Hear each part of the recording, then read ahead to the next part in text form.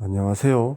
오늘은 2020년 9월 23일 뉴스닷에서 올린 호재 풍년인데 국민의힘은 왜 이렇게 힘을 못 받나?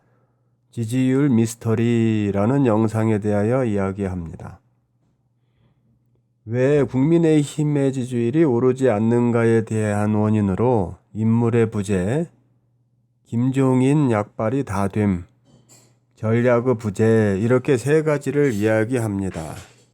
국민의힘뿐만 아니고 대부분 보수의 지지가 오르지 않는 이유를 저는 부정부패, 시대정신 뒤떨어짐, 예의가 없음, 거짓말을 함, 법과 질서를 지키지 않음, 일을 하지 않음 이렇게 6가지로 보고 있습니다.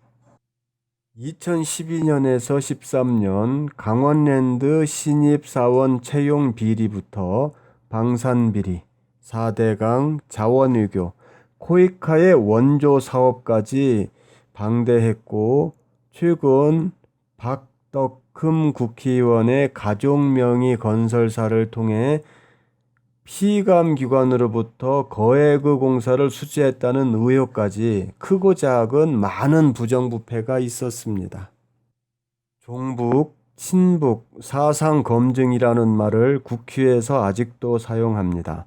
통일부 장관 사상검증이 국회에서 논란이 된 적이 있습니다. 시대가 많이 변했는데 그들은 아직도 시대정신이 많이 뒤떨어진 모습을 보여줍니다. 지금은 실익을 챙겨야 국제사회에서 살아남을 수 있습니다.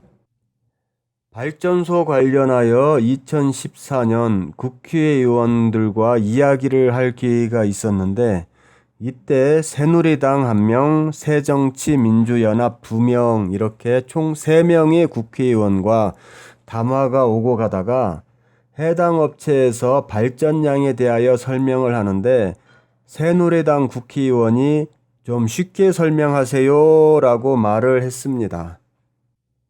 전문 분야는 본인이 공부하지 않으면 아무리 설명해도 못 알아듣습니다. 그런데 자기는 공부하지 않고 쉽게 설명하라고 이야기를 하니 이때 어이가 없었습니다.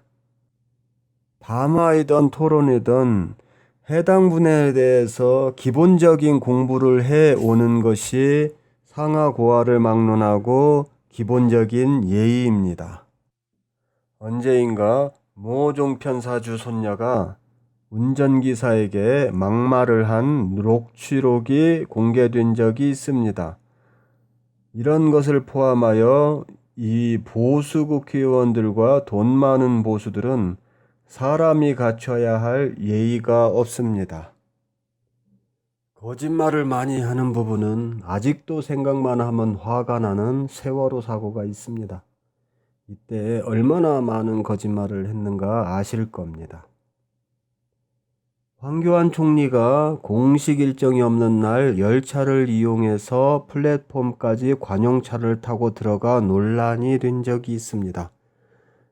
보수들은 법과 규칙을 지키지 않는 것이 습관인 듯 합니다.